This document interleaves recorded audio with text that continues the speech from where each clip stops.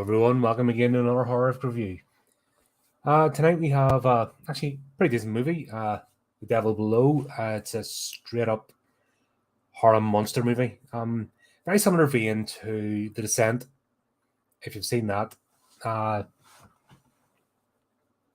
Flip's sake. As soon as I go live, start getting scratches and stuff. Flips. One day I'll be super clipped and professional. Yeah, right, you wish. Anyway, good story. Enjoyed it. We start off, we've got mining community, the town of Shukum. It looks sillier than when it's spelled out. It looks sillier than when it's actually said. They mention the name a couple of times, actually, you get over it. But we've got a father and son. Father's talking to Shootman. We'll find out later, he's the owner of the company. He's talking to his son about laying somebody off because they were doing something stupid. Being silly with safety protocols and stuff.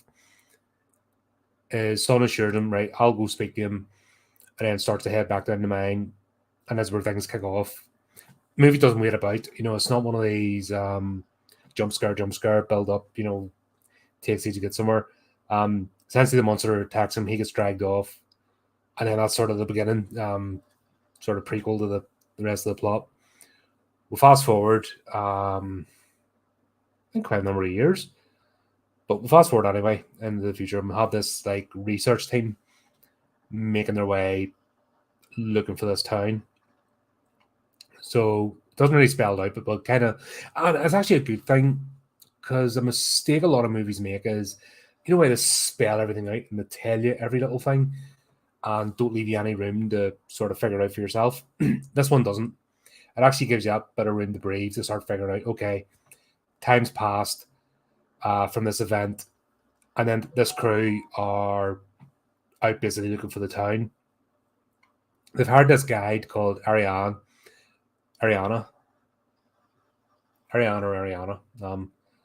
Don't say her name much, but basically she is a guide, a scout.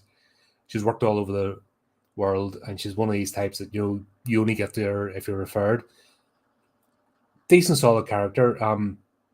Once again, because I'm quite, as you know, I'm quite ready to say when things are done wrong, but in today's age, the way they keep banging on about strong female characters, here's how you write another one.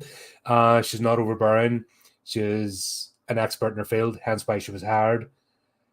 It's not a case of she doesn't have to put anybody down to lift herself up. She's got her role in the team, hired for a purpose. Everyone else in the team has a role, so therefore we know where everybody's at. The only thing is, it never seemed to get, and it's just a bit of a qualm, because no movie gets off that easy. They never seem to get scientific teams or research teams right in these movies. They always seem to make them very trashy. The drop of the hat, they're at each other's throats. The littlest bit of incumbence upon them, that's it, they fall apart. I'm going to say a wee bit here, and it's just an old trope, and it's boring. Stop doing it. The best movie I can say in the horror genre would be Aliens, the second one. The reason being is you have a tight team of Marines. You've got the company representative. You've got Ripley as the expert witness, and everyone is a tightly formed team. And even in the first encounter of the aliens, that don't fall apart. That's a good way to do it. But they still, you still have the horror. You still have things going wrong. You still have things being overwhelming. But you don't have this, which we'll have a bit here. Thankfully, they managed to tone it down. So they've even got them like falling out with each other in the Land Rover on the way up. They're looking for this place. But thankfully, it stops quickly. And they get a grip and they get on with their task at hand. They stop off to find directions. Excuse me. You've got a caffeinate for these things. Stop off for direction. Ariane's asking them. And effectively, again, the store goes, yeah, best thing you can do is turn the car, head back to the city, bugger off. Be the best thing for you. So instantly they know that they're close and that there's something going on with the locals. Sure enough, a few miles up the road, we see the store guy getting on the CB radio, and they try to intimidate them off the path. Ariane twigs this on. They realise that they've been kind of pushed ahead, because once they leave the area, the tail, the car that was chasing them, just drives off. So they kind of figure out they're close. They retrace their steps, and then they find the entrance. Now, this town has been wiped off the map, where this incident, because we've sort of found out through the conversations and that. And like I said, it's not beating you over the head. It's actually nicely drawn out. That's why I'm saying it's a good, solid movie. So we find out that this town has almost become legend, and because it's quite remote, they've been able to actually, like, this is some going, being able to change OS maps and remove a place and have no record of it. And you've actually got people like the main guy in charge is here is an English fella. So he's actually researched from abroad, if that makes sense, to try and find this town. So it kind of shows the lengths they're prepared to go to hide this place. When they get to the edge, like the outer limits of the town, it's surrounded by electric fence. So straight away, we're getting the indication that something's not right here. They reverse that, and then they start making their way towards it. This is where everything kind of kicks off. They camp out. They reach the actual abandoned town itself. They realize it's just been left. Everything's just left standing. In fact, I tell you one thing though.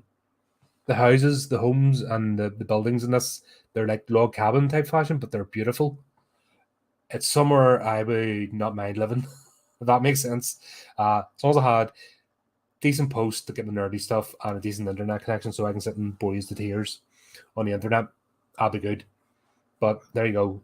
It's actually reasonably well done. So we'll get the impression it's been some time, but not enough time that everything's disintegrated.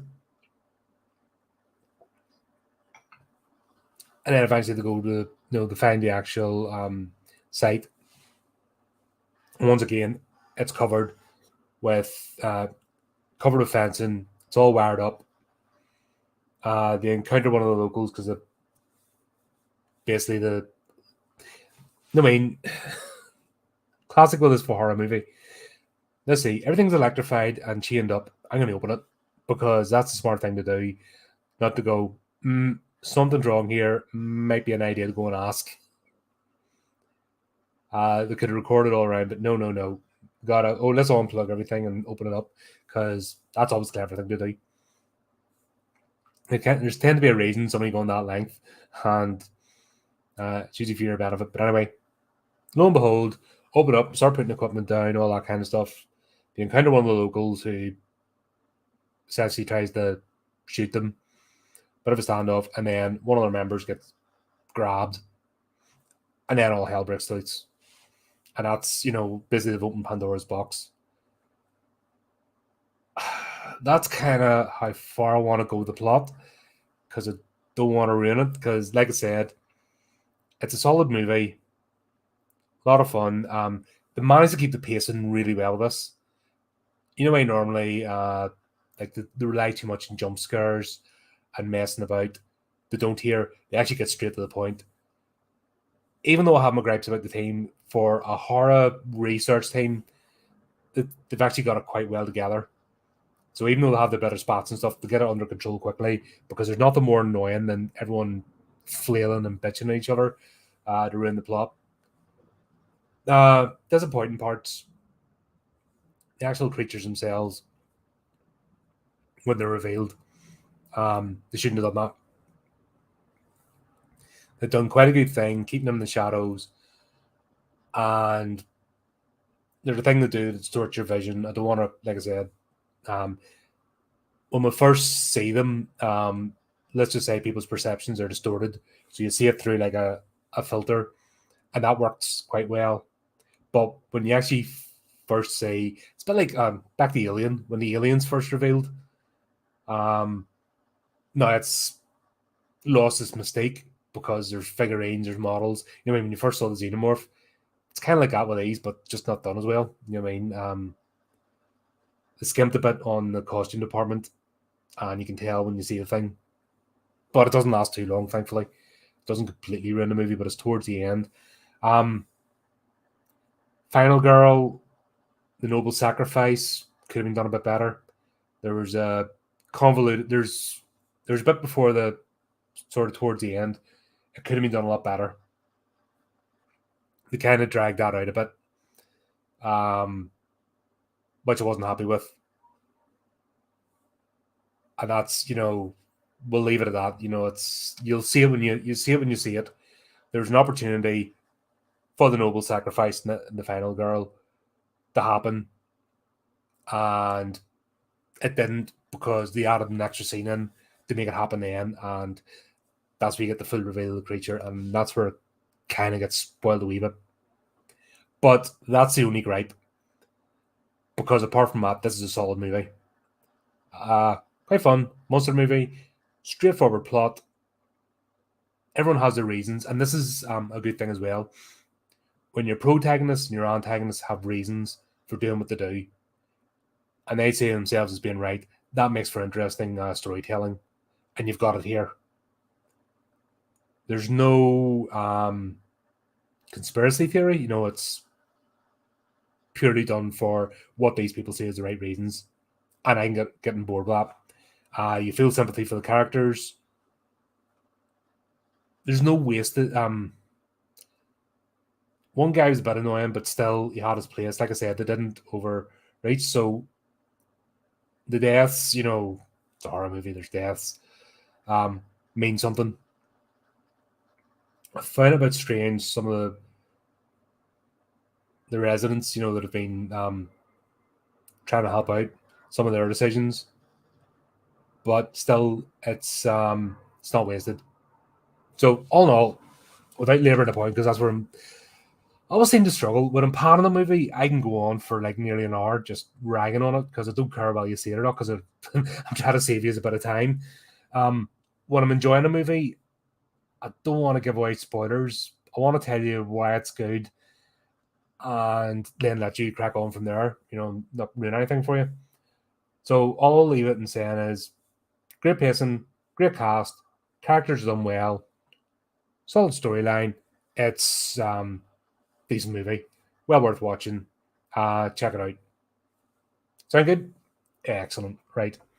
So we'll leave it there. I'm going to pop on. I have a couple of trailers I've been given to review, so I might pop on again to do one of them at least tonight, and I might do the other one tomorrow. But as usual, keep an eye on the channel. Check out all our other segments. There's plenty of them. We're now into September. We have a busy month. Every weekend, we're going to have the HORRORific chats back. So we've a whole slew of guests all through September.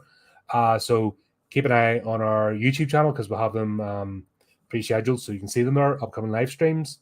Keep an eye on our social media. And until next time, keep it creepy, keep it horrific.